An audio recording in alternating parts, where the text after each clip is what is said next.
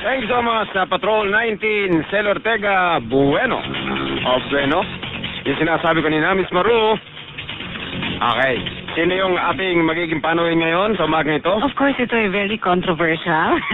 At saka, pinagmamalaki natin dahil naging bahagi rin ng DWIZ for some time. Attorney R.G. Guevara. Good morning. Good morning, Ellie, Maru. Good morning, Attorney R.G. Timely reunion for the three of us. Okay.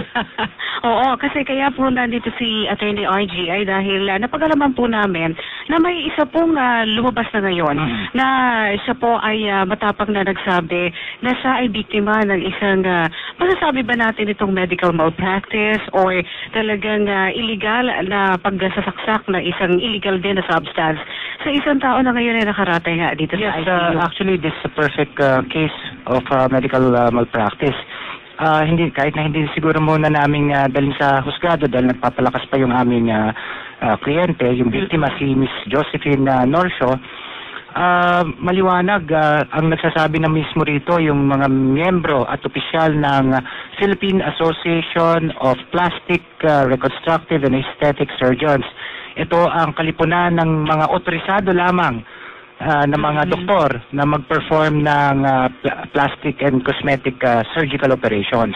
Sila na mismo nagsasabi na ang naging kaso kay Miss Josie Norsho, ang pinakamalala nilang natuklasan na naging sanhi ng malpractice nga ni Dr. Vicky Bello.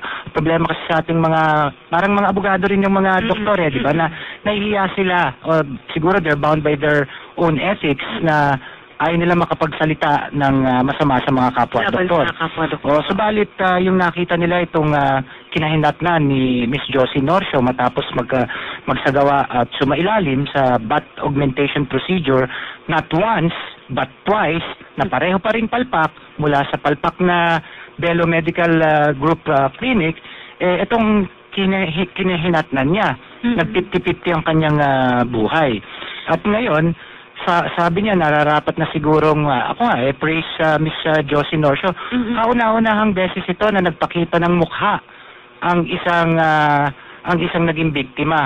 Ang importante kasi dito para sa kalaman ng ating mga nakikinig ngayon, na si Miss Josie Norsho ang bumasag sa ilusyon ng isang plastic na industriya at isang plastic na mentalidad na pinopromote ni Dr. Vicky Bello. Pero teka, sandali lang. Ang ginawa sa kanya, butt augmentation. Yes, oo. Pinalaki yung kanyang puwet, nilagyan siya na... Ang sinaksakan siya ng tinatawag na substance, filler substance, it's called hydrogel. Hydrogel? Oo.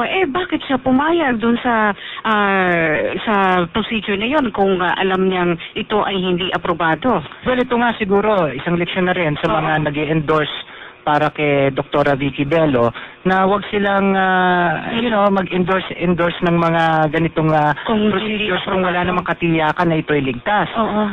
Napanood kasi ni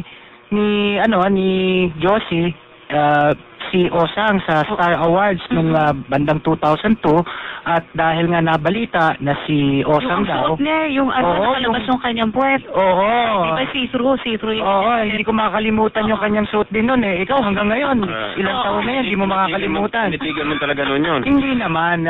Dahil si Osang ay nagpahayag na meron din daw siyang problema kay Dr. Vicky Bello at mukhang kami rin ang kukuning abogado. May pinagawa rin siya procedure na... ang akala ni Josie, napanood nga sa TV, na maganda ang hugis ng puwet ni Osang, kaya nagpumunta na rin siya kay Dr. Vicky Bello at kinausap siyang personal ni Dr. Vicky Bello na kung gusto mong gumanda ang iyong puwet, you have to go through this procedure. It's perfectly safe and it's permanent.